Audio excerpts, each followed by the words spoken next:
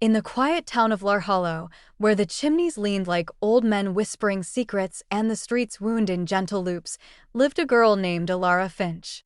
She was known by most for two things: her uncanny ability to disappear into daydreams and her habit of folding bits of paper into delicate figures. While other teenagers spent their afternoons wandering the marketplace or gathering at the riverside cafes, Elara sat by her attic window, surrounded by scraps of parchment, origami shapes, and tiny hand-cut characters that she treated as though they were alive.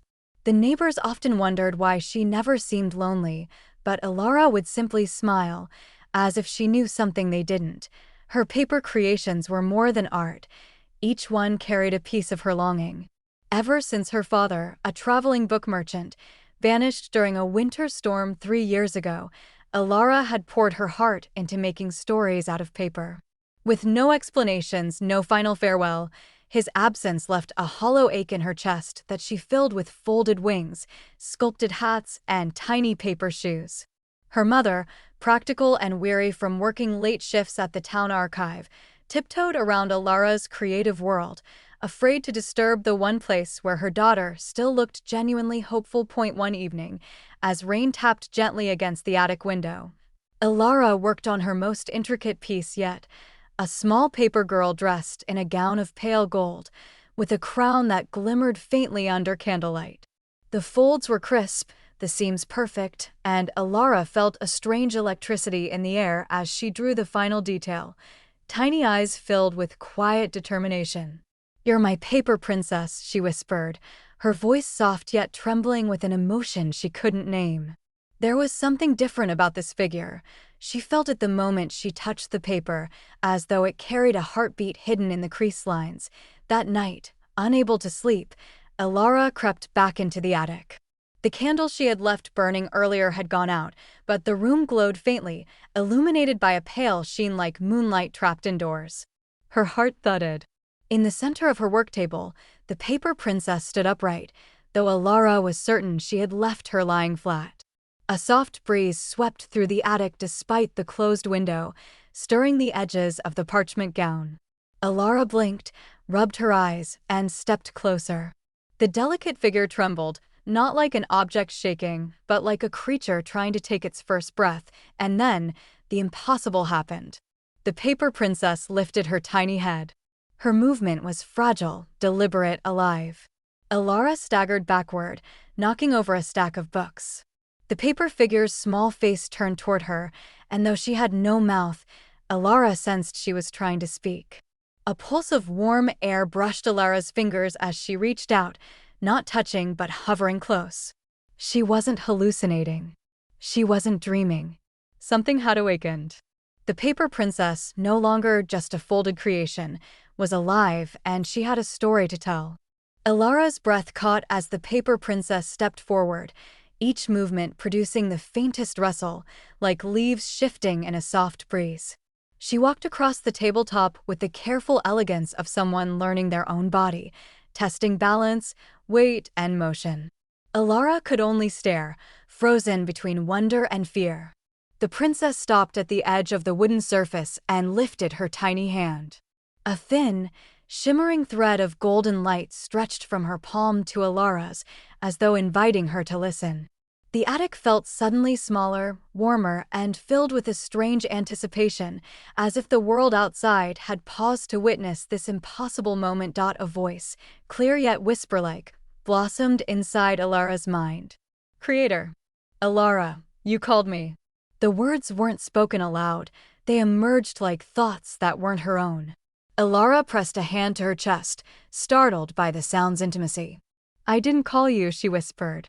"I just made you." The paper princess tilted her head in a way that conveyed both affection and concern. "Your longing shaped me. Your sadness gave me form. Your hope gave me breath." Elara felt tears prick at the corners of her eyes. She had crafted dozens of paper creatures, but none had ever reflected back the emotions she tried so hard to bury. The princess stepped closer, touching Elara's fingertip with both of her tiny hands. A warmth spread from the point of contact, traveling up Elara's arm, a warmth that felt like comfort, like being understood. Suddenly, the attic was filled with floating fragments of paper, each glowing faintly. They swirled around the two of them, creating a cocoon of light. As the papers fluttered, the princess's voice returned. I exist because something is missing, something you seek but cannot name. Elara swallowed hard. She knew exactly what she sought, answers about her father's disappearance. Yet she had never spoken those thoughts aloud, not even to herself. Before she could ask anything, the magical glow abruptly dimmed. The paper princess stumbled, the light around her flickering like a dying candle. She fell to her knees, the golden shimmer now dulling into ordinary paper white. Elara lunged forward instinctively, cupping the fragile figure in her hands. What's happening? Are you hurt? The princess's voice grew weak, more like a fading memory than speech. Something calls me back, something dark. A shadow born of the same longing that created me, but twisted. Elara felt a chill crawl up her spine. Her creation wasn't the only thing awakened by her emotions. A sudden gust rattled the attic window, though the night outside was calm. Elara's lamp flickered violently, and the papers scattered around the room rose like a whirlwind. A shape, vague, smoky, shifting, appeared near the corner, its presence cold and heavy. Elara backed up, shielding the paper princess against her chest. The shadow drifted closer, stretching across the wooden floor like spilled ink. Its voice was a low, rasping echo. You made her, but you made me too. Elara's skin prickled with dread. The attic's magic had awakened not just life, but something born from fear. And now it wanted to be seen. Elara's instincts screamed at her to run, but the attic door felt impossibly far away.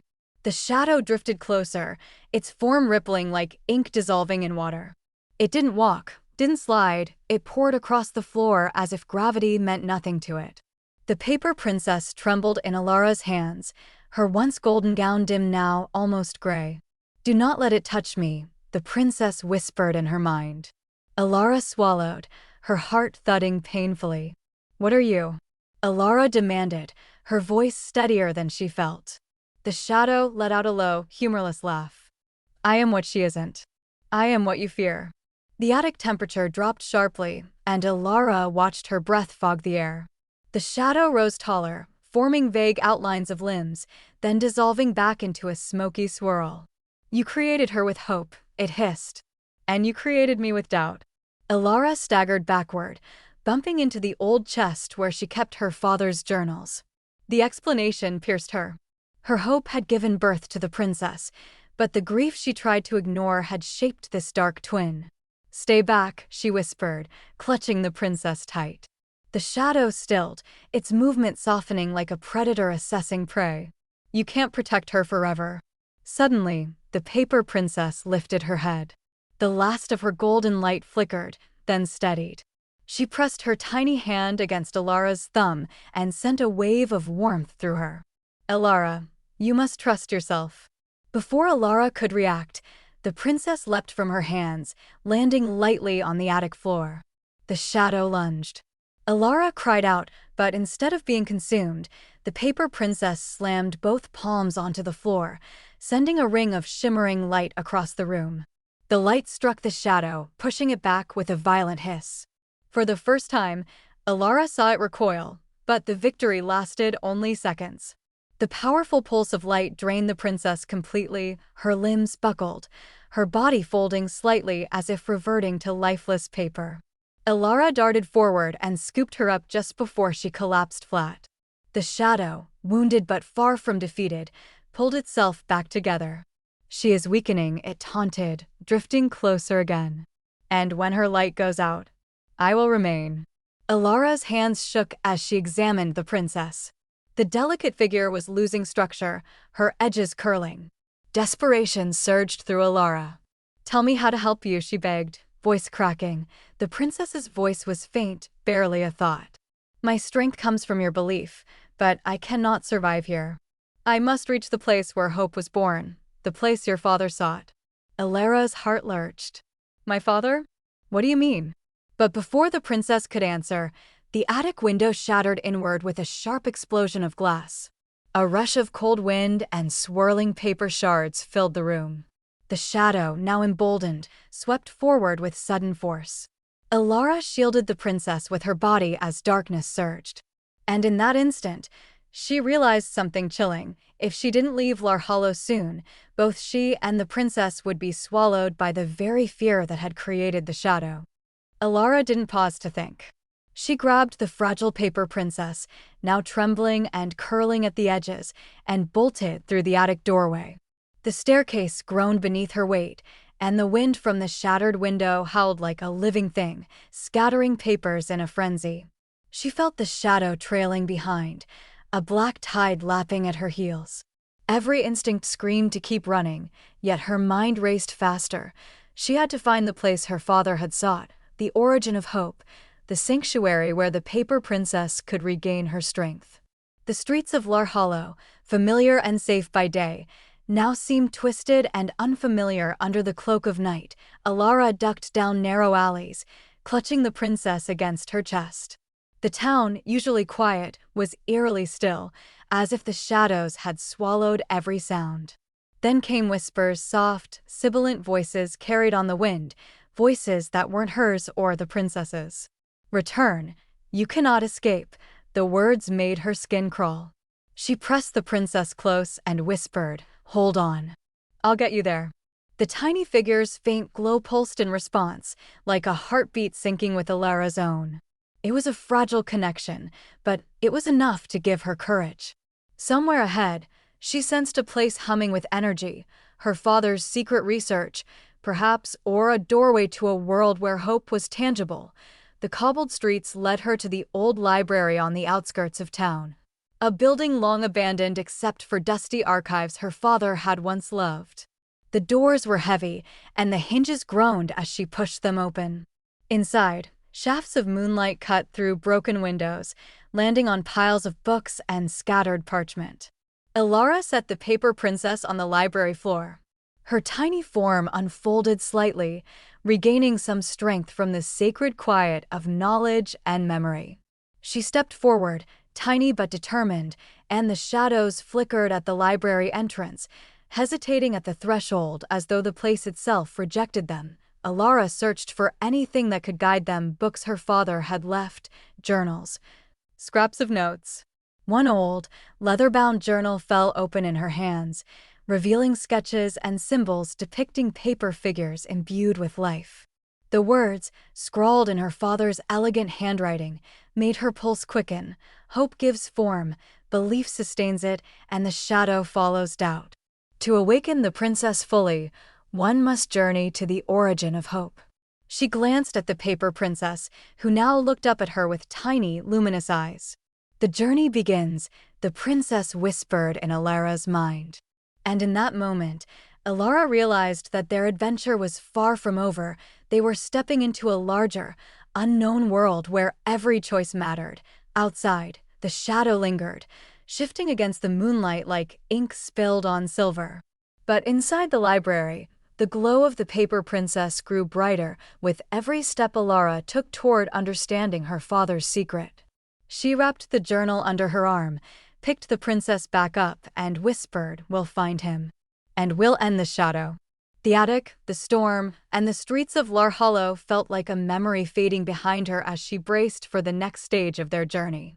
For the first time, Elara understood that courage wasn't the absence of fear, it was moving forward despite it, carrying hope in her hands, no matter how fragile it might be.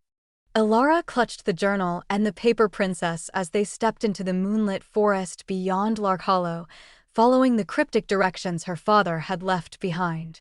The trees towered like ancient guardians, their twisted branches forming tunnels of shadow and light. Every snap of a twig echoed like a warning, yet Elara pressed on, her heart synchronized with the faint pulse of the princess in her hands.